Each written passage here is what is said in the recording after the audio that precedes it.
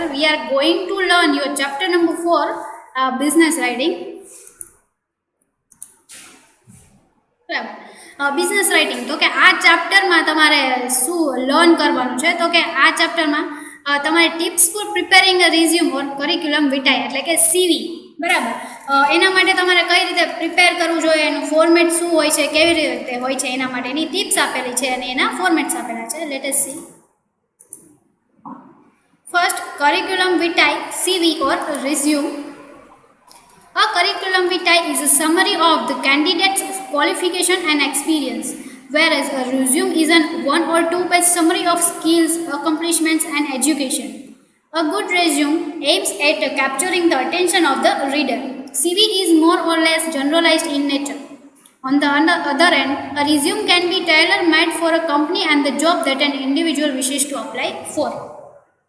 તો કે એક CV અને રિઝ્યુમમાં શું ફરક છે તો કે રિઝ્યુમ છે બરાબર એ શું છે અથવા 1 or 2 પેજની સમરી છે કે જેમાં તમે તમારી સ્કિલ્સ છે, અકોમ્પ્લિશમેન્ટ એટલે કે તમારી સિદ્ધિઓ છે, એજ્યુકેશન એટલે કે તમે કેટલું સ્ટડી કરેલું છે, શું છે, આ બધી વસ્તુને ગેધર્ડ કરો છો. જ્યારે સીવી છે એ શું હોય છે કે જનરલાઇઝ નેચરનું હોય છે કે તમારું નામ શું છે, તમે કેટલી ઉંમરના છો, શું છે તમારું address, email and then after તમારું એજ્યુકેશન અને તમારો કરિયર ઓબ્જેક્ટિવ. તો આટલું નાનું હોય છે, that is called CV. Resume છે એ તમે ક્યારે પ્રિપેર કરી શકો છો, જ્યારે કંપનીમાં તમારે કોઈ જોબ માટે અપ્લાય કરવાનું હોય ત્યારે તમે એના માટે રિઝ્યુમ પ્રિપેર કરો છો. A curriculum vitae or resume contain following details. જો કે બહુ કાંઈ ફરક નથી સીવી ઓર રિઝ્યુમમાં. એની જે ડિટેલ્સ હોય છે એ મેઇનલી સેમ જ હોય છે. કઈ હોય છે તો first of all name and address. Name, institute address, permanent address, email address and telephone number. Email address and the permanent address appear on the right hand side. It is advisable not to include details like age, marital status, sex or children in a resume. એટલે કે name and એડ્રેસમાં શું શું include કરવું જોઈએ કે normally તમારું જે આખું નામ છે, ઇન્સ્ટિટ્યૂટ એડ્રેસ એટલે કે તમે જે ઇન્સ્ટિટ્યૂટમાંથી લર્ન કરેલું છે એનું એડ્રેસ આપવું જોઈએ, તમારું પરમનન્ટ હોમ એડ્રેસ શું છે, ઈમેલ એડ્રેસ શું છે અને તમારો ટેલિફોન નંબર શું છે દર્શાવવું જોઈએ. તમે કઈ સાઈડ દર્શાવશો તો કે રાઇટ હેન્ડ સાઈડ દર્શાવશો.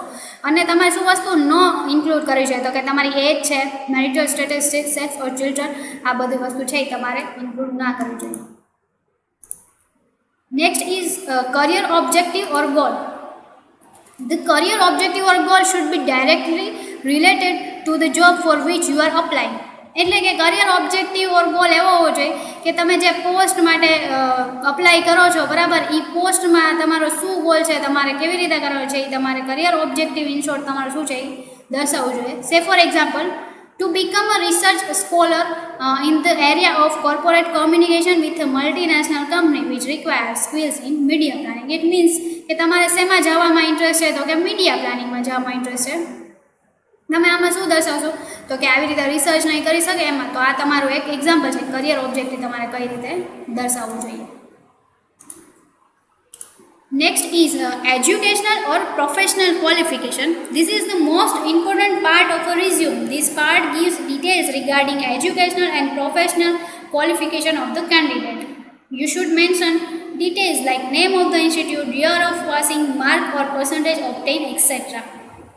એટલે કે એજ્યુકેશનલ ઓર પ્રોફેશનલ ક્વોલિફિકેશન દેખાડવી એ સૌથી મહત્ત્વનો પાર્ટ છે, જેનાથી સામેવાળા વ્યક્તિને જે ઇન્ટરવ્યુઓને ખ્યાલ આવે કે તમે કેટલું એજ્યુકેશન લીધેલું છે, તમારી પાસે શું ડિગ્રી છે, તમે કયા યરમાં ક્વોલિફાય થયા છો, કેટલા માર્ક્સ મેળવેલા છે, પર્સન્ટેજ મળ્યા છે, et cetera. Next is related course works, special project or academic awards. This section is optional. In case you have undertaken some research project as a part of your degree or job, you can mention it effectively in this section. જેમ કે આ એક option છે કે તમે કોઈ જગ્યાએ કામ કરેલું છે અથવા તો તમે કોઈ સ્પેશિયલ પ્રોજેક્ટ છે આના રિલેટેડ એ તમે અટેન્ડ કરેલો છે અથવા તો તમને આ વસ્તુ તમે તમારા જે ભણેલા છો એ જ કામ કરવાનું છે, તો આ જ વસ્તુમાં તમે કોઈ વસ્તુ કરી છે અને જેના માટે તમને કોઈ એકેડેમિક એવોર્ડ મળેલા છે તો એ બી ડિફાઇન કરવું જોઈએ. આ કમ્પલસરી નથી, બટ જો તમારી પાસે એવું હોય તો ડિફાઇન કરવું જોઈએ. સે ફોર એક્ઝામ્પલ કે તમે એન્જિનિયરિંગની લાઇનમાં હોય આપણે એક્ઝામ્પલ લઈએ મેકેનિકલ એન્જિનિયરનું, એન્જિનિયરિંગની લાઇનમાં હોય મેકેનિકલ એન્જિનિયરમાં, અને તમે એઝ એન સ્ટુડન્ટ કોઈ એક પ્રોજેક્ટ કરેલો હોય, કોઈ એક મશીન બનાવેલું હોય જે સક્સેસફુલ ગયેલું હોય, એના માટે એકેડેમિક એવોર્ડ મળેલો હોય, તો એના માટે તમારે દર્શાવવું જોઈએ, જે આગળ જઈને તમારી કંપનીને ખ્યાલ આવે કે આવી રીતે આપણે પાસ્ટમાં કરેલું છે તો ફ્યુચરમાં બી અમારી કંપનીને પ્રોફિટેબલ થઈ શકે છે. Next is work experience. If the work experience is significantly more than the educational or professional qualifications, it be given priority in a resume. This section includes following details like date and year, name of the organization, job title, responsibilities held, any significant contribution made to the growth of the company. એટલે કે work experience તમને કેટલો છે, તમે કોઈ આગળની જગ્યાએ કામ કરેલું છે તો આ સિગ્નિફિકન્ટલી દેખાડવું જોઈએ, કારણ કે તમે જો જોતા હોય એડવર્ટાઇઝમેન્ટ જોબ માટેની તો એમાં મોસ્ટલી દર્શાવેલું હોય છે કે 5 વર્ષના એક્સપિરિયન્સવાળા માણસ જોઈએ છે, 3 વર્ષના એક્સપિરિયન્સવાળા. તો આવી રીતે જ્યારે તમે વર્ક એક્સપિરિયન્સ તમારો દર્શાવો છો તો એના ઉપરથી એને ખ્યાલ આવી જાય કે તમે કેટલા વર્ષ કામ કરેલું છે. તેમાં નોર્મલી શું દર્શાવવું જોઈએ તો કે આટલા પોઈન્ટ્સ છે જે આપણે લર્ન કર્યા એટલું દર્શાવવું જોઈએ, કે ડેટ અને year, name of the organisation કે તમે કઈ જગ્યાએ કામ કરતા, એનું જોબ ટાઇટલ, તમારી રિસ્પોન્સિબિલિટી શું હતી, અને એની સિગ્નિફિકન્ટ એટલે કે તમે કોઈ મહત્ત્વનું સિગ્નિફિકન્ટ કોન્ટ્રીબ્યુશન આપેલું હોય કંપનીમાં તો એ દર્શાવવું જોઈએ. The next is skills or abilities કે તમે skills means what, that thing that made you different from others. સ્કિલનો ઓર એબિલિટીઝનો નોર્મલ મિનિંગ શું થાય કે એવી એક વસ્તુ તમારામાં છે જે તમને તમારી સેલ્ફને બીજા કોઈ લોકોથી અલગ પાડે છે કે આનાથી આને ના લેવું જોઈએ, મને લેવું જોઈએ. શું કામ કે મારામાં આ વસ્તુ છે એટલા માટે મને લેવું જોઈએ. તો એ વસ્તુ છે એ તમને લોકોથી અલગ પાડે છે. So that is cold skills. Again, this is an optional part of a resume. You can refer to various skills that you might have acquired in your professional career. You can also relate these skills to your career goals too. કે આવી રીતે તમારામાં કોઈ skill છે, એવા તમે જેમ કે કોમ્પ્યુટર એન્જિનિયરિંગને અથવા કોમ્પ્યુટર સોફ્ટવેર્સના ઓલામાં કામ કરતા હોય તો એમાં કોઈ સોફ્ટવેર છે કે તમને બનાવતા આવડે છે, નોર્મલી લોકો ન આવડતા પણ તમને આવડે છે, તો તમારે એવું ડિફાઇન કરવું જોઈએ. તો દેટ ઇઝ યોર સ્કિલ. તો એ તમારે ડિફાઇન કરવું જોઈએ જે તમારા કરિયર ગોલ્સમાં સાથે રિલેટ થઈ શકે છે. Next is activities and awards. It is not advisable to enlist all activities in which you have participated and the awards that you have been won. You must select only those activities and awards that are direct bearing on your career goals. હવે આમાં normally આપણે શું example લઈ શકીએ, માની લો કે તમે એક એન્જિનિયર છો, રાઈટ, તમે એક મેકેનિકલ એન્જિનિયર છો, તો તમે એવી ઘણી બધી એક્ટિવિટીઝ થતા હોય કે જે મેકેનિકલ એન્જિનિયરને લગતી છે, મશીન્સ બનાવવાની છે, કરેલી છે, એના લીધે તમને એવોર્ડ્સ મળેલા છે. કોઈ એવી મશીન છે ઇફિશિયન્ટલી આપણા કન્ટ્રીને જોતું હતું, તમે કન્ટ્રી માટે બનાવેલું છે, કોન્ટ્રીબ્યુટ કરો છો. કોઈ નોર્મલ વે કરતાં નોર્મલ વેમાં એબનોર્મલ થિંગ મશીન બનાવેલા છે.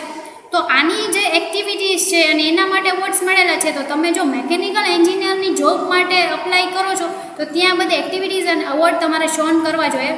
ઇન્સ્ટેડ કે તમને સ્પોર્ટ્સમાં ઇન્ટરેસ્ટ છે, લાઈક તમને ટેનિસમાં ઇન્ટરેસ્ટ છે, તો તમે ટેનિસના ઘણા બધા મેચિસમાં પાર્ટ લીધેલો છે, તમે ઘણી બધી વખત વોન થયેલા છો, તો એ એક્ટિવિટીઝ અને અવોર્ડ્સ બતાવવાની જગ્યાએ તમારે છે મારા કરિયરનો ઓબ્જેક્ટ છે, કરિયર ગોલ્સ માટે એક્ટિવિટી કરેલ છે અને અવોર્ડ્સ મળ્યા છે, એ તમારે દેખાડવા જોઈએ.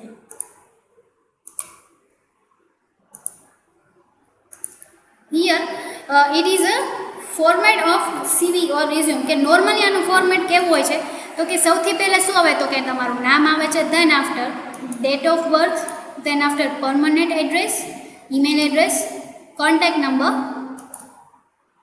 એજ્યુકેશનલ ઓર પ્રોફેશનલ ક્વોલિફિકેશન્સ જેમાં તમે આ રીતે દર્શાવી શકો છો, like degree, university or institution name, class or division અને year,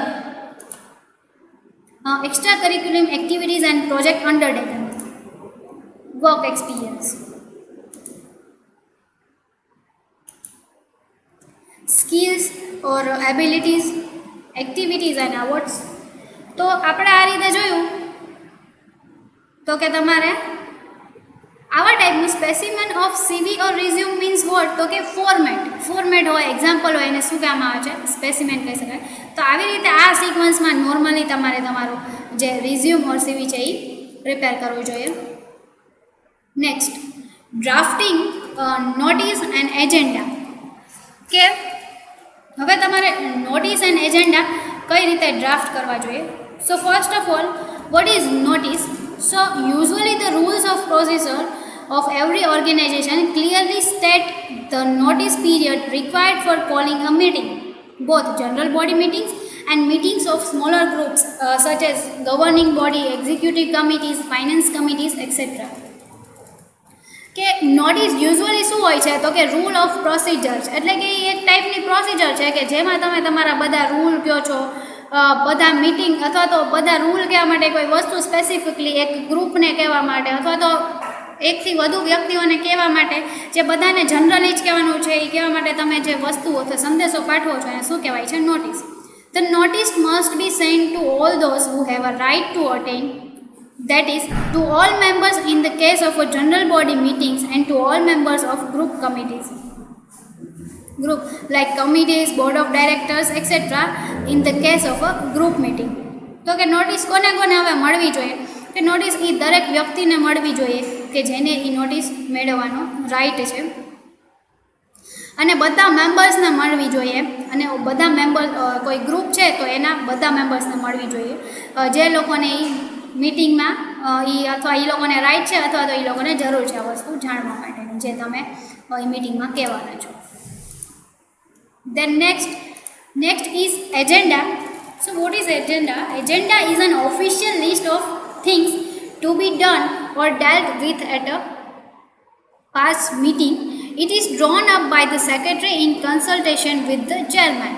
If the agenda forms part of the notice, only the business to be transacted is indicated because other details will already be there in the notice. An agenda is the framework that helps meeting run effectively and efficiently.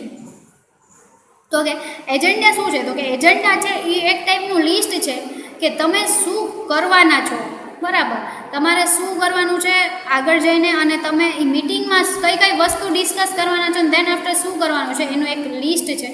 Normally આ કોના દ્વારા draw કરવામાં આવે છે, તો કે secretary દ્વારા, અને કોની સાથે વાત કરીને, તો કે ચેરમેન સાથે વાત કરીને સેક્રેટરી દ્વારા નોર્મલી એજન્ડા પ્રિપેર કરવામાં આવે છે.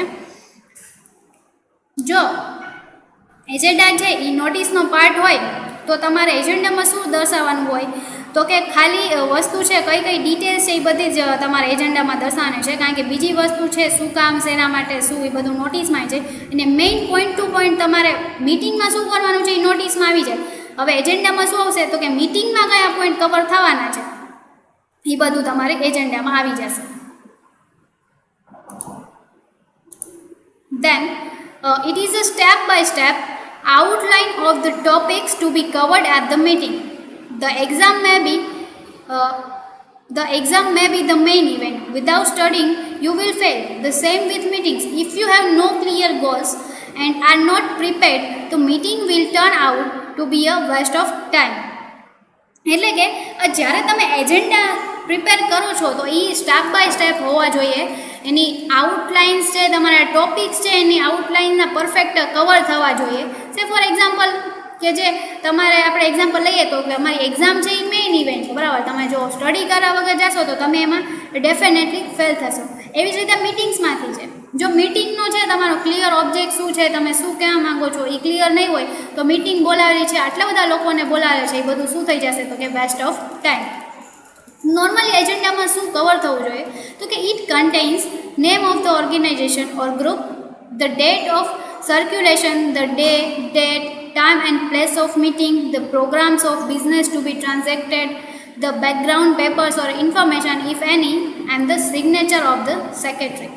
એટલે કે તમારા ઓર્ગેનાઇઝેશન છે ઓર ગ્રુપ છે એનું નામ, પછી ડેટ છે કઈ દિવસે સર્ક્યુલર થયું છે, અને બીજી ડેટ, દિવસ, ટાઈમ અને જગ્યા જ્યાં મિટિંગ તમારે કરવાની છે, પ્રોગ્રામ છે જે બિઝનેસ રિલેટેડ તમે ટ્રાન્ઝેક્ટ કરવાના છો, પછી બેકગ્રાઉન્ડ પેપર ઓર ઇન્ફોર્મેશન, જો કાંઈ વસ્તુ તમારે એન્ક્લોઝ કરવાના હતા તો એ લોકો જે લોકો મિટિંગ અટેન્ડ કરવાના છે એ લોકોને લાવવાની હોય તો, અને last is signature of the secretary.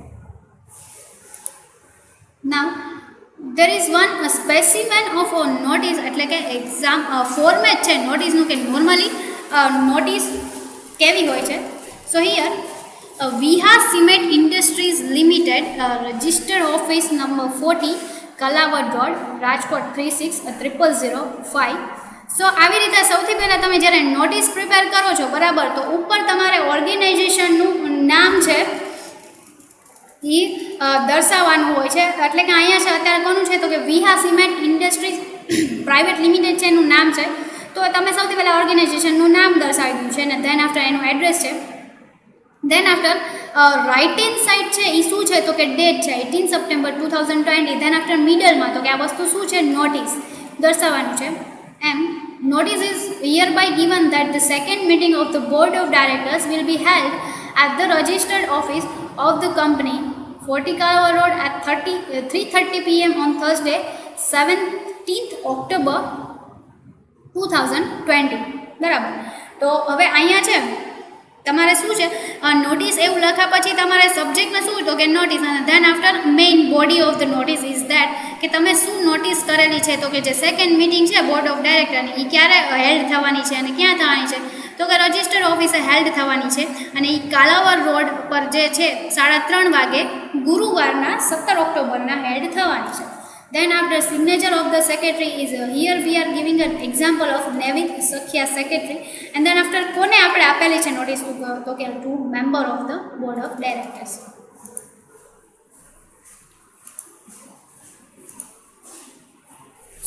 હવે જેવી રીતે આપણે આગળ ફોર્મેટ જોયું નોટિસનું કે નોર્મલી નોટિસનું ફોર્મેટ શું હોય છે, એવી જ રીતે આપણે સેમ એક્ઝામ્પલ લઈને એજન્ડાનું બી ફોર્મેટ જોઈ લઈએ, જેથી કરીને તમને ખ્યાલ આવે કે તમને જ્યારે કોઈ નોટિસ કે એજન્ડા પૂછવામાં આવે તો તમારું નોર્મલી ફોર્મેટ શું હોવું જોઈએ.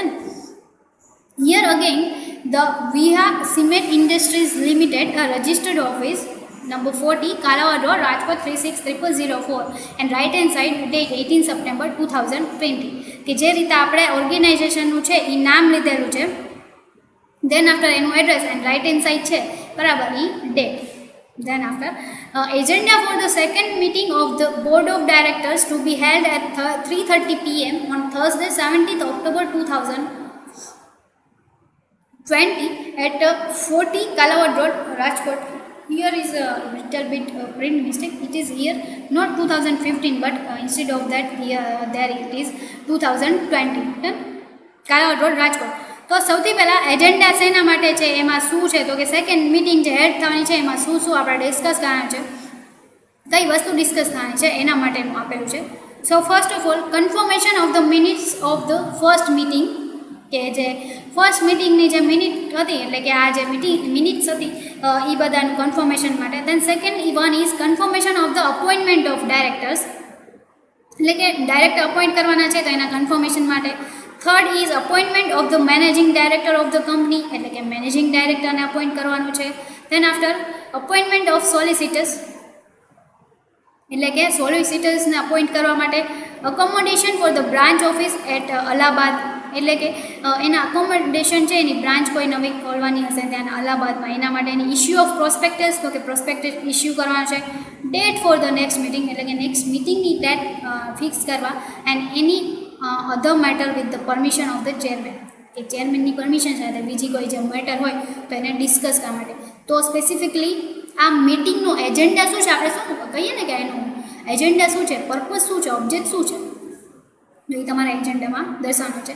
And there after last the sign of the secretary, there here is નેવિન સખ્યા.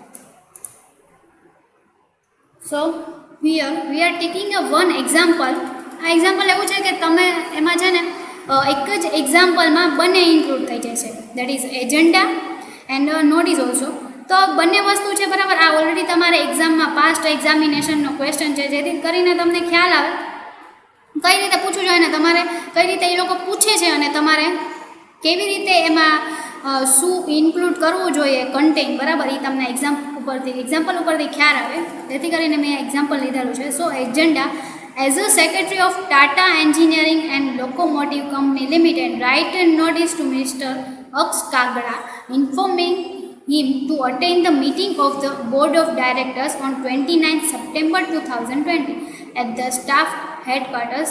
Enclose the agenda of the meeting. So here you can write answer like this. So first of all, organization name and their address. So here Tata Engineering and Locomotive Company Limited as it is, and then after તમે તમારી રીતે કોઈ બી address લખી શકો છો. Right મેં અહીંયા લખેલું છે 2nd floor Radhika house Kalawad road Rajkot 360005. Then after notice of 14th board meeting, બરાબર, કે 14ના જે બોર્ડ મિટિંગ છે એના માટેની નોટિસ. તો કે આપણે કોને લખવાની છે, જો અહીંયા કીધું છે કે right notice to mister Aksh કાગડા. So it is mister Aksh કાગડા, director Tata engineering and locomotive company limited, 2nd floor Radhika House, Kalawad Road, Rajkot 360004, as it is address. Then after main content of the notice is that, dear sir, notice is hereby given that the 14th meeting of the board of directors of the company will be held on Monday, 29th September 2017 at 3 p.m. at the staff headquarters. The agenda of the business to be transacted at the meeting is enclosed.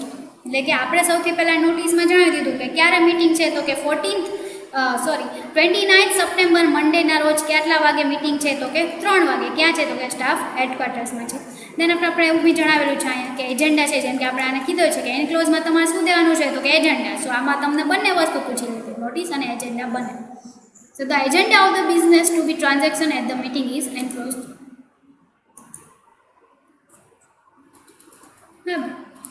You may attend the meeting through electronic mode, the detail of which are enclosed. In case you desire to participate through such mode, please send a confirmation in this regard to Mr. Rajset on rajset@gmail.com or on 942322. એટલે કે આ જે number છે એ within 7 days in a time frame to enable making necessary arrangements. Kindly make it convenient to attend the meeting. Yours faithfully, Secretary Rajset. Then after their Gmail and then after their number. એન્ક્લોઝમાં તમે શું દર્શાવશો, તો કે agenda, કે મેં already enclose કરેલું છે. તો કે એજન્ડા શું થાય, તો કે you may attend the meeting through electronic mode, કે તમે ઇલેક્ટ્રોનિક મોડથી બી મિટિંગ અટેન્ડ કરી શકો છો. ધ ડિટેલ છે એની ઓલરેડી એન્ક્લોઝ કરેલી છે. અને ઇફ તમારે જો બીજા કાંઈ મોડથી મિટિંગ અટેન્ડ કરવાની હોય તો એના માટેની કન્ફર્મેશન બી છે, એ તમારે કેના ઉપર આપવાની રહેશે, તો કે મિસ્ટર રાજસેટ એવું એનું જે ઓફિશિયલ ઈમેલ આઈડી છે એના ઉપર, અથવા તો એમના નંબર ઉપર. કેટલા દિવસમાં, તો કે 7 દિવસ સુધીમાં. Kindly make it convenient to attend the meeting, કે તમે મિટિંગ છે અટેન્ડ કરી શકો, એ સૌથી મેઇન થિંગ છે. So here this is a example of that your meeting and agenda. So હવે આપણે જોઈએ કે એજન્ડામાં શું આપેલું છે.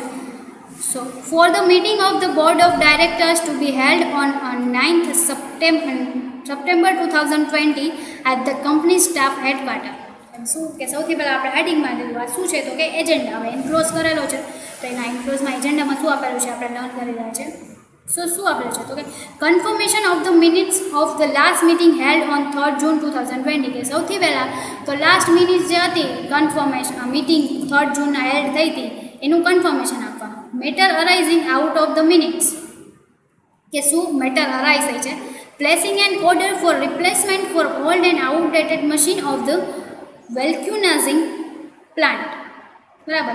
એટલે કે ઓર્ડર કરવાનો છે રિપ્લેસ કરવા માટે, અથવા તો ઓલ્ડ અને આઉટડેટેડ મશીનરી છે એને નીકાળવા માટે. Report from mister Kamlesh set, a director on his recent visit to Germany and France to explore possibilities of technical collaboration with the firm of Measure Brand Otto Funken Industry and Le Mobe experts respectively of Germany and France.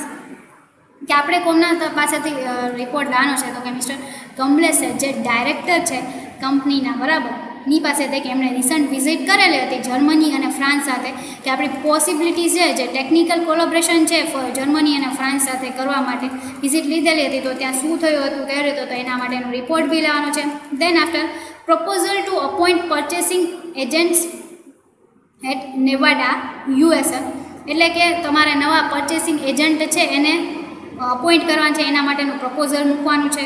Any other business with the permission of the chairman, એટલે કે ચેરમેનની permission સાથે જો નવી કોઈ business તમારે start કરવો છે તો એની પરમિશન લેવાની છે. Date of the next meeting, એટલે નેક્સ્ટ મિટિંગની ડેટ ફિક્સ કરવાની છે. And then after vote of thanks to chairman, એટલે કે તમારે વોટ્સ આપવાના છે. તો આ બધી વસ્તુ છે એ આપણે મિટિંગમાં ઇન્ક્લુડ કરવાની છે. તો આવી રીતે જે આપણે જોયું એ છે તમને આવી રીતે તમને એક્ઝામમાં પૂછી શકે છે.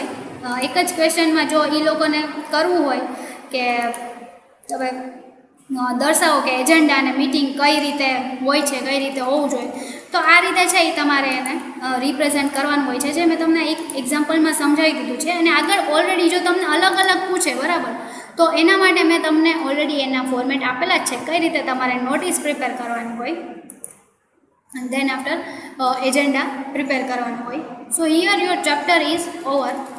Thank you.